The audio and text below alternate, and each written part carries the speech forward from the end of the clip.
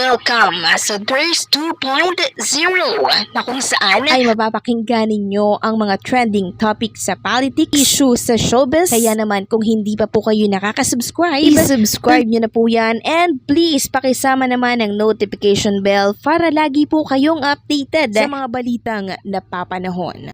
So ayun, welcome back again to our YouTube channel mga ka-Dabarkads, at for today's video nga po ay tungkol pa rin sa mga Dabarkads ang pag-uusapan natin, and syempre sa Itbulaga, no? So bago tayo magdako dyan, ay narito muna ang Battle of the Noontime Big Prizes as of September 30 to October 5, 2024, Itbulaga versus It's Showtime. So ito po ay pang 1 week na pinapamigay na papremyo po ng mga noontime, okay? So, ang Itbulaga po, ang inilabas nila ay 1,275,000 pesos. And itong It's Showtime naman ay 270,000 pesos. Parang puta lamang po ng Itbulaga yung inilabas nila, oh. Kasi 1,275,000 yung inilabas ng Itbulaga. Eh, may sobra pa nga po 5,000. Samantalang sa It's Showtime, isang linggo na yun, 270,000. So, isang patunay lamang ito na talaga namang maraming natutulungang mga mamamayang Pilipino po ng Itbulaga. And hindi po yan maikakaila dahil araw-araw tayong nanonood, and malalaki talaga yung ipinapamigay ng Itbulaga, lalo na kung deserving talagang manalo ng isang nasusugod bahay nila o yung naglalaro po sa kanilang mga programa or sa mga bawat segment. Ito yung isang noontime show na napakasarap pong suportahan, kaya dinadagsa po sila ng mga sponsors araw-araw. So sana nga magbalik na po ang Pure Gold. Siguro nagre-renew pa rin sila. Antayin natin sila, no? Kasi alam naman natin na babalik at babalik po yan sa Itbulaga. 15 years na po yan sa Itbulaga, ngayon pa ba sila mang-iiwan? Samantalang, yung ating main topic ay meron pong kaugnayan dito sa ating babasahing article tungkol po kay Bossing Vic Sotto. Marami po kasi ang nagtatanong kung bakit si Bossing Vic Sotto ay hindi po tumatakbo sa politika katulad po ng anak niyang si Vico Sotto, and syempre katulad ng kapatid niya na si Tito Sotto. So marami po kasi ang nagpupush sa kanya na pwede ka namang tumakbo, kilala ka namang personalidad, paniguradong iboboto ka ng mga fans mo. At ang Dabarkads, marami na po yan. Milyon-milyon na sumusuporta sa Itbulaga. Kaya maraming nagmamahal syempre kay Bossing Vic Sotto, at siguradong mananalo po itong si Bossing Vic. Pero hindi niya po yon ginagawa, no? Dahil ang katuwiran po ni Bossing Vic Sotto, yung public, paghangad na yan sa politics, parang ginagawa niya rin yan sa Itbulaga. Public servant rin siya dito sa Itbulaga kasi namimigay din siya ng tulong sa mga Dabarkads natin na sumasali po sa programa niya.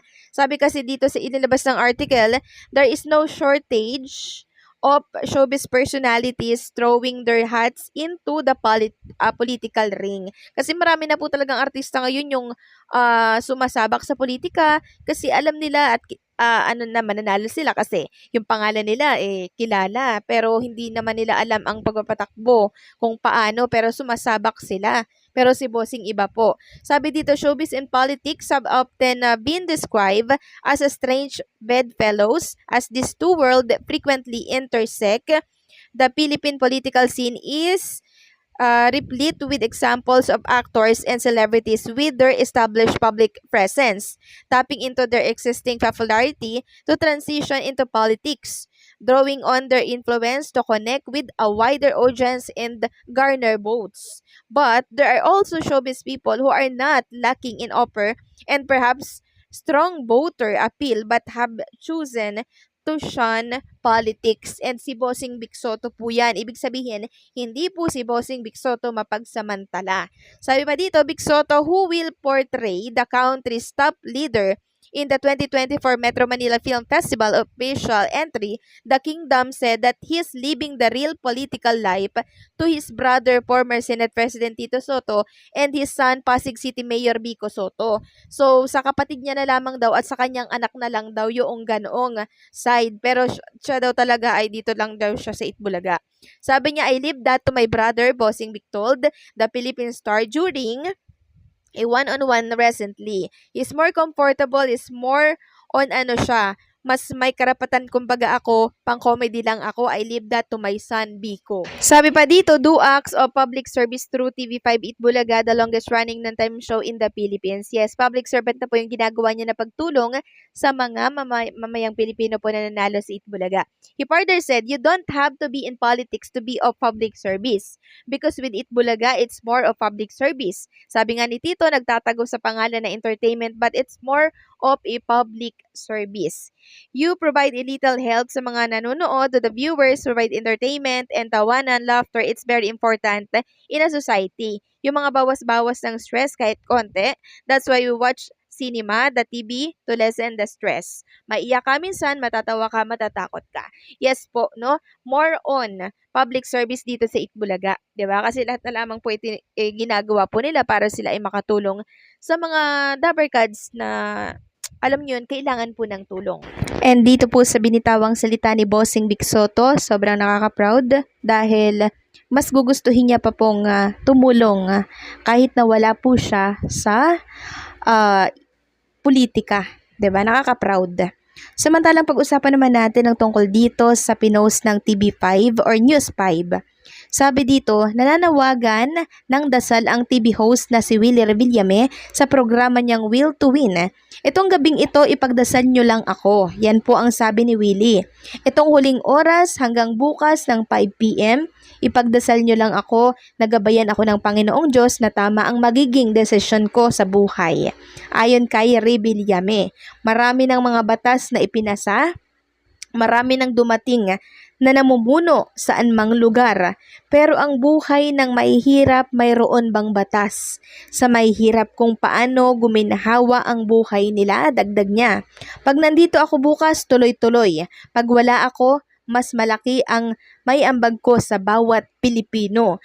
So sa mga litanyang yan, sinabi po nitong si Mr. Willie Revillame ay tila baga nagpapahayag po siya na siya po ay posibleng tumakbo at maghain po ng Certificate of Candidacy. No? So paano na ang programang Will to Win kung siya po ay tatakbo sa politika, 'di ba? Possible na magsara or iwanan niya po ang kontrata niya dito po sa TV5 hanggang sa matapos siguro yung kanyang kontrata, pero meron siya diyang ilalagay na tatayo munang host, no? So, ganun yung possible na mangyari. Kasi parang nagpapahiwatig po si Mr. Willie Revillame na gusto niyang tumakbo. Kaya ipagdasal niyo siya kung ano yung magiging desisyon niya po until bukas. Sabi nga po ng isang netizen or ilang mga netizen sa comment section naturang post ng News 5, Kuya Willie, please pwede ka namang tumutulong kahit wala ka sa pwesto. Yes, pwede naman po yun, di ba? Katulad po ni Mr. Bossing Vic Soto. So, kakatake lang natin ng article, di ba, na hindi niya po, mas nanaisin niya pang maglingkod dito po sa Itbulaga kasi more on public service itong show na to. So, bukas tingnan natin kung ano po ang mangyayari sa plano ni Mr. Willie Revillame.